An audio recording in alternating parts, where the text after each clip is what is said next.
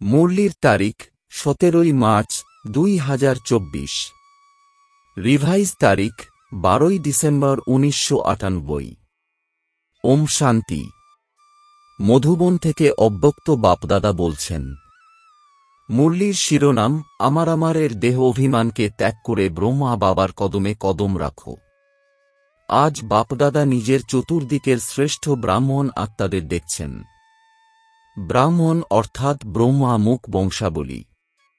প্রত্যেক ব্রাহ্মণ আত্মার ভাগ্য দেখে বাপদাদাও প্রসন্ন হন। প্রত্যেক ব্রাহ্মণ আত্মা জন্মানোর সাথে সাথেই স্বয়ং ব্রহ্মা বাবার দ্বারা তাদের ললাটে স্মৃতির তিলক লাগে। স্বয়ং ভগবান তিলকধারী বানান। সেই সঙ্গে প্রত্যেক ব্রাহ্মণ আত্মাকে পবিত্রতার মহামন্ত্রের দ্বারা লাইটের মুকুট ধারণ করান। ডবল মুকুট। তাছাড়া ভগবান স্বয়ং নিজের হৃদয়ে সিংহাসনাসীন বানান। সুতরাং জন্মানোর সাথে সাথেই তিলক, মুকুট আর সিংহাসনাসীন হয়ে যাও তোমরা। এমন শ্রেষ্ঠ ভাগ্য সারা কল্পে কোনো আত্মার হতে পারে না। ব্রাহ্মণ জন্ম হওয়া মাত্রই আমরা এমন ভাগ্যবান হই। তো এত শ্রেষ্ঠ ভাগ্যের স্মৃতি থাকে তোমাদের। দুনিয়ার লোকেরা তোমাদের অর্থাৎ সব ব্রাহ্মণদের নিদর্শন শ্রীকৃষ্ণ রূপে দেখিয়ে দিয়েছে। কিন্তু তিনি হলেন বিশ্বের রাজকুমার, সেই জন্য রাজ্যাধিকারীর চিহ্ন হিসেবে তিলক, মুকুট, সিংহাসন দেওয়া হয়ে থাকে। তা সত্ত্বেও তাঁর ছোটবেলায় তিলক, মুকুট, সিংহাসন প্রাপ্ত হয় না, বরং তোমাদের ব্রাহ্মণদের তিলক, মুকুট আর সিংহাসন তিনটি প্রাপ্ত হয়। পরমাত্ম পিতার দ্বারা এই তিন প্রাপ্তি হওয়া এটা শুধু ব্রাহ্মণদেরই ভাগ্যে রয়েছে। তাই তো বাপদাদা দেখছিলেন যে আমার বাচ্চাদের প্রত্যেকের মস্তকে কত বড় ভাগ্যের নক্ষত্র ঝলমল করছে। এমন ভাগ্যের নক্ষত্র তোমাদের নিজের মধ্যে ঝলমল করতে দেখা যায় কি? সদা ঝলমলে দেখা যায় নাকি কখনো খুব ভালো আর কখনো নক্ষত্রের উজ্জ্বলতা কম হয়ে যায়? ভাগ্যের এই নক্ষত্র বিচিত্র নক্ষত্র। তাই তো বাপদাদা তোমাদেরকে যখনই দেখেন, মিলিত হন, তখন প্রত্যেক বাচ্চার ললাটে নক্ষত্র ঝলমল করতে দেখে প্রসন্ন হন। নক্ষত্র ঝলমল করতে করতে উজ্জ্বলতা কেন কম হয়? তার কারণ তোমরা সবাই খুব ভালোভাবে জানো। বাচ্চাদের চার্ট দেখে বাপদাদার মৃদু মৃদু হাসিও আসে যখনই কাউকে জিজ্ঞাসা করো যে কি হতে চাও, লক্ষ্য কি? তো মেজরিটির উত্তর একই হয় যে নম্বর 1 হতে হবে, সূর্যবংশী হতে হবে। চন্দ্রবংশী রামসীতাও হতে চায় না। কিন্তু যখন লক্ষ্য সূর্যবংশী নম্বর 1-এর, তো যেমন সূর্যবংশের লক্ষ্য তেমন লক্ষণ সদা প্রতীয়মান হওয়া আবশ্যক। বাচ্চাদের লক্ষ্য সূর্যবংশের অর্থাৎ সদা বিজয়ীর। নম্বর 1 সূর্যবংশের লক্ষণ হল সদা বিজয়ী। সূর্যের কলা কম বা বেশি হয় না, উদয় হয় আর অস্ত হয়, কিন্তু চন্দ্রবংশীর মতো কলা কম হয় না। তো সূর্যবংশের লক্ষণ হল সদা একরস আর সদা বিজয়ী। চন্দ্রবংশকে ক্ষত্রিয় বলা হয়ে থাকে। ক্ষত্রিয় জীবনে কখনো হার হয়, কখনো জিত হয়, কখনো সফলতামূর্ত আর কখনো পরিশ্রমমূর্ত। যুদ্ধ করা অর্থাৎ পরিশ্রম করা। চন্দ্রবংশের কলা একরস হয় না, সেই জন্য লক্ষ্য আর লক্ষণ সমান বানাও। যেমন লক্ষ্য রেখেছ বাবার সমান হওয়ার, প্রত্যেক বাচ্চা এটাই বলে যে বাবার সমান হতে হবে। তো বাবা সদা বিজয়ের স্বরূপ। যদি একরস অবস্থা নেই তবে কি নম্বর 1 হবে, নাকি নম্বর ক্রমানুসারে আসবে? এক হল নম্বর 1, আরেক হল নম্বর ক্রম। সুতরাং নিজেকে জিজ্ঞাসা করো আমি নম্বর 1 নাকি নম্বর ক্রমের লিস্টে আছি? নম্বর 1 অর্থাৎ ফলো ব্রহ্মা বাবা। বাপদাদা সহজ উপায় বলেন যে ফলো করতে কম পরিশ্রম লাগে। ব্রহ্মার পা অর্থাৎ কদম, সব কার্যের কদমরূপী অর্থাৎ পদক্ষেপরূপী পায়ের চিহ্ন। তো পায়ের উপরে পা রেখে চলা সহজ হয়। নতুন রাস্তা খোঁজার দরকার নেই, পায়ের উপর পা অর্থাৎ কদমের উপর কদম রাখতে হবে। যে কার্যই করো সেটা মনসা সংকল্প করো বা বলো অথবা কর্মে সম্বন্ধ সম্পর্কে আসো, প্রতিটা কর্ম করার আগে এটা ভাবো যে আমি যে ব্রাহ্মণ আত্মা কর্ম করছি তা কি বাবার সমান? ব্রহ্মা বাবার সংকল্প কি ছিল? আমার সংকল্প কি সেই অনুযায়ী হয়? আমি যে বলি তার প্রতিটা বল ব্রহ্মা বাবার সমান। যদি তা না হয় তাহলে করতে হবে না। না সেভাবে ভাবতে হবে, না বলতে হবে, না করতে হবে। এইরকম নয়, ব্রহ্মা বাবার কদম এক আর বাচ্চাদের কদম আরেক। তো যে লক্ষ্য রয়েছে, উদ্দেশ্য রয়েছে বাবার সমান হওয়ার, সেটা কিভাবে হবে? যদি ব্রহ্মার প্রতিটা পদক্ষেপের সমান কদমে কদম মিলিয়ে ফলো করতে করতে চলবে, তাহলে এক তো সদা নিজেকে সহজ পুরুষার্থী অনুভব করবে এবং সদা সম্পূর্ণতার অভীষ্ট লক্ষ্য সমীপে অনুভব করবে। ব্রহ্মা বাবা সমান অর্থাৎ সম্পূর্ণতার লক্ষ্যে পৌঁছানো। তো ব্রহ্মা বাবা বতনে তোমরা সব বাচ্চার সম্পূর্ণ অব্যক্ত ফরিস্তা হওয়ার জন্য আহ্বান করছেন। ব্রহ্মা বাবার আহ্বানের গীত কিংবা মধুর আহ্বানের আওয়াজ শুনতে পাচ্ছ কি? এসো বাচ্চারা, মিষ্টি বাচ্চারা, খুব তাড়াতাড়ি এসো, এই গীত বা বল শুনতে পাচ্ছ না? ব্রহ্মা বাবার আওয়াজ শোনো, ক্যাচ করো। ব্রহ্মা বাবা এটাই বলেন যে বাচ্চারা ৯৯ সালের জন্য অনেকভাবে কি হবে, এটা হবে, ওটা হবে, এটা হবে নাকি হবে না, এটা হবে, এই ভাবনায় বেশি থাকে।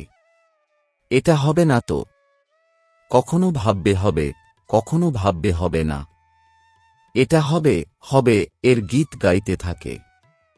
কিন্তু নিজের ফরিস্তা ভাবের সম্পূর্ণ স্থিতিতে তীব্র গতিতে এগিয়ে যাওয়ার শ্রেষ্ঠ সংকল্প কম করে।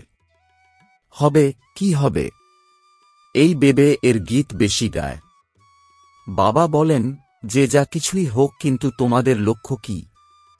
যা হবে তা দেখার আর শোনার লক্ষ্য রয়েছে নাকি ব্রহ্মা বাবা সমান ফরিস্তা হওয়ার? তার প্রস্তুতি করে নিয়েছ? প্রকৃতি নিজের যা কিছু রংরূপ দেখাক, তোমরা ফরিস্তা হয়ে বাবার সমান অব্যক্ত রূপধারী হয়ে প্রকৃতির প্রতিটা দৃশ্যকে দেখার জন্য প্রস্তুত হয়েছ কি? প্রকৃতির উথাল পাতাল হওয়ার প্রভাব থেকে মুক্ত ফরিস্তা হয়েছ কি? নিজের স্থিতির প্রস্তুতিতে লেগে আছ নাকি কি হবে, কি হবে, এই ভাবনায় লেগে আছো? যে কোনো পরিস্থিতি যদি সামনে আসে তো প্রকৃতিপতি তোমরা নিজস্ব প্রকৃতিপতির শীটে সেট হবে নাকি আপসেট হবে? এ কি হয়ে গেল, এই হয়েছে, এই হয়েছে, এই দৃশ্যের সমাচারে বিজি হবে নাকি সম্পন্নতার স্থিতিতে স্থিত হয়ে প্রকৃতির যে কোনো অস্থিরতা চলাকালীন মেঘের সমান অনুভব করবে? তো ব্রহ্মা বাবা বাচ্চাদের জিজ্ঞাসা করছেন যে আমার সমান ফরিস্তা সদাকালের জন্য হয়েছ? কেননা তোমাদেরকে অর্থাৎ সকল বাচ্চাদেরকে ব্যক্ততে থেকে অব্যক্ত হতে হবে। তোমরা বলবে বাবা তো অব্যক্ত হয়ে গেছেন, আমাদেরও এরকম অব্যক্ত বানিয়ে দেবেন তো না? ব্রহ্মা বাবা বলেন, প্রথমে নিজেকে নিজে জিজ্ঞাসা করো বিশ্বকল্যাণের দায়িত্বের যে মুকুট পরিয়েছেন তা সম্পন্ন করে নিয়েছ কি? বিশ্বকল্যাণকারী বিশ্বের কল্যাণ সম্পন্ন হয়েছে কি? ব্রহ্মা বাবা তো এই জন্য অব্যক্ত হয়েছেন, এই জন্য যে বাচ্চাদের বিশ্বকল্যাণের কার্য দিয়ে বন্ধন থেকেও মুক্ত হয়ে সেবার গতি তীব্র করানোর নিমিত্ত হওয়ার ছিল, যার প্রত্যক্ষ স্বরূপ চারদিকে দেখছ। তা দেশে হোক বা বিদেশে অব্যক্ত ব্রহ্মার দ্বারা তীব্রগতিতে সেবা হয়েছে, আরও হওয়ারই আছে। সেবায় তীব্রগতির নিমিত্ত আধার ব্রহ্মা বাবার হওয়ার ছিল, কিন্তু রাজ্য অধিকারী এক ব্রহ্মা বাবার হওয়ার নয়, সাথে বাচ্চাদেরও রাজ্য অধিকার নেওয়ার আছে। সেই জন্য সাকারে নিমিত্ত তোমরা সাকার রূপধারী সব বাচ্চাকে ব্যক্ত থেকে অব্যক্ত ফরিস্তা হয়ে বিশ্বকল্যাণের সেবার গতি তীব্র করে সমাপ্তি আর সম্পন্ন হতে হবে এবং করতে হবে। ব্রহ্মা বাবা বলেন যে ৯৯ সালে সমাপ্তি করে দিই কি? প্রকৃতিকে এক তালি বাজাবে আর প্রকৃতি তো দাঁড়িয়েই আছে তৈরি হয়ে। তোমরা কি ফরিস্তা সমান ডবল লাইট হয়ে গেছ? কমপক্ষে ১০০ এমন সদা বিজয়ী হয়েছ, যে কোনো রকমের ব্যর্থ আর নেগেটিভ সংকল্প, বল অথবা কর্ম অর্থাৎ সবার সাথে সম্বন্ধ সম্পর্কে পাশ হয়েছ কি? ব্যর্থ বা নেগেটিভ, এই বোঝা সদাকালের জন্য ডবল লাইট ফরিস্তা হতে দেয় না। তাই তো ব্রহ্মা বাবা জিজ্ঞাসা করেন, তালি বাজাই আমরা নাকি ২০০০ সালে তালি বাজাবে? কবে বাজাবে? কি ভাবছ যখন তালি বাজবে সেই সময় তোমরা সেরকম তৈরি হয়ে যাবে? কি হবে? বাজাবে তালি? বলো, প্রস্তুত হয়েছ তোমরা? পেপার নিই। সবকিছু ছাড়তে হবে। যারা মধুবনের তাদেরকে মধুবন ছাড়তে হবে, যারা জ্ঞান সরোবরের তাদেরকে জ্ঞান সরোবর, সেন্টারের সবাইকে সেন্টার, বিদেশিদেরকে বিদেশ, সব ছাড়তে হবে। তো এভার রেডি হয়েছ? যদি এভার রেডি হয়েছ তো হাতের তালি বাজাও। Ever ready? পেপার নিই। কাল অ্যানাউন্স করি। ওখানে গিয়েও ছাড়তে পারবে না, সেখানে গিয়ে একটু ঠিক করে আসি না? যেখানে আছি সেখানে আছি। এই রকম এভার রেডি। নিজের দপ্তরও নয়, খাটিয়াও নয়, ঘরও নয়, আলমারিও নয়। এমন বলবে না একটু সামান্য কাজ ছিল তো না, দুদিনে করে চলে আসি। না, অর্ডার ইজ অর্ডার। ভেবে হ্যাঁ বলো। নয়তো কাল অর্ডার বেরোবে, কোথায় যেতে হবে, কোথায় না যেতে হবে। বের করি অর্ডার। তৈরি আছো কি তোমরা? সেই রকম সাহসের সাথে হ্যাঁ বলছো না। তোমরা ভাবছো আরও কয়েকদিন যদি পেয়ে যাই তো ভালো হয়। আমাকে ছাড়া এটা না হয়ে যায়, ওটা না হয়ে যায়, এই ওয়েস্ট অর্থাৎ ব্যর্থ সংকল্প যেন করো না। ব্রহ্মা বাবা ট্রান্সফার হয়েছেন, তো তিনি কি কখনো ভেবেছেন যে আমাকে ছাড়া কি হবে, চলবে কি চলবে না? তিনি কি ভেবেছেন আচ্ছা চলো একটা ডিরেকশন তো দিয়ে দিই? ডিরেকশন দিয়েছেন। নিজের সম্পন্ন স্থিতির দ্বারা ডিরেকশন দিয়েছেন, মুখের দ্বারা নয়। অর্ডার এসেছে ছেড়ে দাও তো বন্ধন থেকে মুক্ত, এই রকম তৈরি হয়েছ কি? এখন শোরগোল হোক তাহলে। এটাই করা হবে, সেটা আগেই বলে দিচ্ছি। অর্ডার হবে, জিজ্ঞাসা করে নয়, বাবা তারিখ ফিক্স করবেন না। হঠাৎ অর্ডার দেবেন, এসে যাও, ব্যাস। একেই বলে ডবল লাইট ফরিস্তা। অর্ডার হওয়ার সাথে সাথে উড়ে যাওয়া। যখন মৃত্যুর অর্ডার হয় তখন কি ভাবো? সেন্টার দেখি, আলমারি দেখি, জিজ্ঞাসু দেখি, এরিয়া দেখি। আজকাল তো আমার এতে এরিয়ার ঝামেলা বেশি হয়ে গেছে। আমার এরিয়া। বিশ্বকল্যাণকারীর কি সীমিত এরিয়া হয়? এইসব ছাড়তে হবে। এটাও দেহ অভিমান। দেহভাব তবু হালকা ব্যাপার, কিন্তু দেহের অভিমান এটা খুব সূক্ষ্ম। আমার এটাকেই দেহের অভিমান বলা হয়ে থাকে। যেখানে আমার থাকবে তো না সেখানে অভিমান অবশ্যই থাকবে। তা সেটা নিজের বিশেষত্বের জন্য হোক না কেন, আমার বিশেষত্ব, আমার গুণ, আমার সেবা, এই সব আমিত্বভাব, সেটা প্রভু প্রসাদ, আমার নয়। প্রসাদকে আমার মনে করা এটা দেহ অভিমান। এই অভিমান ছেড়ে দেওয়াই সম্পন্ন হওয়া। সেই জন্য যা বর্ণন করে থাকো ফরিস্তা অর্থাৎ না দেহ অভিমান, না দেহবোধ, না বিভিন্ন আমিত্বভাবের সম্পর্ক থাকবে। ফরিস্তা অর্থাৎ সীমিত দুনিয়ার সম্পর্ক শেষ। তো এখন কি প্রস্তুতি নেবে? ব্রহ্মা বাবার আওয়াজ অ্যাটেনশন দিয়ে শোনো, তিনি আহ্বান করছেন। বাবা বলেন, সমাপ্তির কারানাকারা বাজানো তো খুব সহজ, যখন চাইবে তখন বাজাতে পারো, কিন্তু কমপক্ষে সত্যযুগের প্রারম্ভের 9 লাখ এভার রেডি হবে তো না? তা নম্বর ক্রমে হোক, নম্বর 1 তো অল্পই হবে। অন্ততপক্ষে 108 নম্বর 1, 16,000 নম্বর 2, 9 লাখ নম্বর 3। কিন্তু এই সংখ্যক তো তৈরি হয়ে যাক। রাজধানী তো তৈরি হওয়া উচিত। এখন রেজাল্টে বাপদাদা দেখছেন যে বর্তমান সময়ে মেজরিটি পরিমাণে মায়ার স্বরূপ হল নেগেটিভ আর ব্যর্থ সংকল্পের। বিশ্ব কল্যাণকারীর স্টেজ হল সদা অসীম জগতের বৃত্তি হবে, দৃষ্টি হবে আর অসীম জগতের স্থিতি হবে। বৃত্তিতে অল্প একটুও কোনো আত্মার প্রতি নেগেটিভ বা ব্যর্থ ভাবনা থাকবে না। নেগেটিভ কথাকে পরিবর্তন করা, সেটা আলাদা বিষয়। কিন্তু যে স্বয়ং নেগেটিভ বৃত্তি রচনা করে সে অন্যদের নেগেটিভকেও পজিটিভে চেঞ্জ করতে পারবে না। এই জন্য প্রত্যেককে নিজের সূক্ষ্ম চেকিং করতে হবে যে বৃত্তি, দৃষ্টি সকলের প্রতি সদা অসীম আর কল্যাণকারী আছে। অল্প একটুও কল্যাণের ভাবনার পরিবর্তে পার্থিব জগতের ভাবনা, পার্থিব জগতের সংকল্প, বল সূক্ষ্ম রূপেও সমাহিত নেই তো। যাদের মধ্যে সূক্ষ্ম রূপে সমাহিত থাকে তাদের লক্ষণ হল প্রতিকূল সময়ে বা সমস্যার সম্মুখীন হলে সেই সূক্ষ্ম ভাবনা স্থূল রূপে প্রতীয়মান হয়ে যায়। সর্বদা ঠিকই থাকে কিন্তু প্রতিকূল সময়ে সেটা ইমার্জ হয়ে যায়। তারপর চিন্তা করে এইরকমই পরিস্থিতি, এইরকম এই ব্যক্তিটি এই রকম। ব্যক্তি যেরকমই হোক, আমার স্থিতি শুভ ভাবনা, অসীম জগতের ভাবনা আছে নাকি নেই। নিজের ভুল চেক করো। বুঝেছ? পরিস্থিতিকে দেখো না, নিজেকে দেখো। ব্যাস ৯৯ সালে নিজেরা একটি সুরে লেগে থাকো যে যেটা ব্রহ্মা বাবার কদম সেটা ব্রহ্মা বাবার সমান আমারও কদম হবে। ব্রহ্মা বাবার প্রতি সকলের ভালোবাসা আছে, তাই না? তো প্রিয়জনকেই ফলো করা হয়। বাবার সমান হতেই হবে। ঠিক আছে, ৯৯ সালে সবাই তৈরি হয়ে যাবে। ১ বছর আছে। এটা হয়ে গেছে, এটা হয়ে গেছে, এটা চিন্তা করবে না। এটা তো হওয়ারই ছিল। প্রথম থেকেই জানা ছিল এটা হবে, কিন্তু বাবার সমান ফরিস্তা হতেই হবে।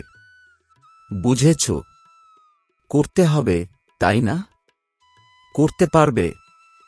১ বছরে তৈরি হয়ে যাবে নাকি অর্ধেক বছরেই তৈরি হয়ে যাবে? তোমাদের সম্পন্ন হওয়ার জন্য ব্রহ্মা বাবাও অপেক্ষা করছেন, আর প্রকৃতিও অপেক্ষা করছে। ৬ মাসে এভারেডি হও, চলো ৬ মাসে নয়, ১ বছরে তো হও। দোলাচলে আসবে না, অচল থাকো। লক্ষ্য থেকে সরে যাবে না, বাবার সমান হতেই হবে, যা কিছু হয়ে যাক। যদি কোনো ব্রাহ্মণ তোমাদের স্থিতিকে দোলাচলে নিয়ে আসে, বা যদি কোনো ব্রাহ্মণ বাধা হয়ে সামনে আসে, তথাপি আমাকে সমান হতেই হবে। বাপদাদার এই রায় পছন্দ হয়েছে। বাপদাদা সবাইকে হাত ওঠাতে বললেন আর সকলের ভিডিও ফটো রেকর্ড হল। এই ফটো সবাইকে পাঠানো হবে। এখানকার মুভিতে হয়তো কেউ মিসও হতে পারে। বতনের মুভিতে কেউ মিস হতে পারবে না। আচ্ছা, বাবা বলছেন ১ সেকেন্ডে সবাই এখনই বিদেহী হতে পারবে। তো এখন ১ সেকেন্ডে বিদেহী স্থিতিতে স্থিত হয়ে যাও। ড্রিল। আচ্ছা, এখন দেহতে ফিরে এসো। এখন পুনরায় বিদেহী হয়ে যাও। এইরকম সারাদিন মাঝে মধ্যে ১ সেকেন্ডের জন্য হলেও বারংবার এই অভ্যাস করতে থাকো। আচ্ছা, সর্বশ্রেষ্ঠ ব্রাহ্মণ আত্মাদেরকে সদা ব্রহ্মা বাবার কদমে কদম রেখে ফলো ফাদার করা আজ্ঞাকারী বাচ্চাদেরকে সদা ব্রহ্মা বাবার সমান ফরিস্তা স্থিতিতে স্থিত থাকা নিত্যস্থ আত্মাদেরকে সদা প্রকৃতিপতি হয়ে প্রকৃতির প্রত্যেক দৃশ্যকে সাক্ষী হয়ে দেখা অচল অনর আত্মাদেরকে সদা অসীম জগতের বৃত্তি আর দৃষ্টি রাখা ভাগ্যবান বাচ্চাদেরকে বাপদাদা স্মরণের স্নেহ সুমন আর নমস্কার। বাইরে যারা শুনছে, এই দেশে হোক বা বিদেশে, সেই সকল বাচ্চাদেরকেও বিশেষ স্মরণ আর স্নেহ। বরদান, অবিনাশী প্রাপ্তিগুলির স্মৃতির দ্বারা নিজের শ্রেষ্ঠ ভাগ্যের খুশিতে থাকা ইচ্ছা মাত্রম অবিদ্যা ভব। এর বিস্তার, যার বাবাই হলেন ভাগ্যবিধাতা তার ভাগ্য কেমন হবে। সদা এই খুশি যেন থাকে যে ভাগ্য তো আমাদের জন্মসিদ্ধ অধিকার। বা আমার শ্রেষ্ঠ ভাগ্য আর ভাগ্য বিধাতা বাবা, এই গীত গাইতে গাইতে খুশিতে উড়তে থাকো। এমন অবিনাশী খাজানা প্রাপ্ত হয়েছে যা অনেক জন্ম সাথে থাকবে, কেউ ছিনিয়ে নিতে পারবে না, কেউ লুট করতে পারবে না। কত বড় ভাগ্য, যেখানে কোনো ইচ্ছা নেই, মনের খুশি হল সকল প্রাপ্তি। অপ্রাপ্ত কোনো বস্তুই নেই, সেই জন্য ইচ্ছা মাত্রম অবিদ্যা হয়ে গেছ। স্লোগান, বিকর্ম করার টাইম অতিক্রান্ত হয়ে গেছে, এখন ব্যর্থ সংকল্প বাণীও অনেক ধোঁকা দেবে। ওম শান্তি।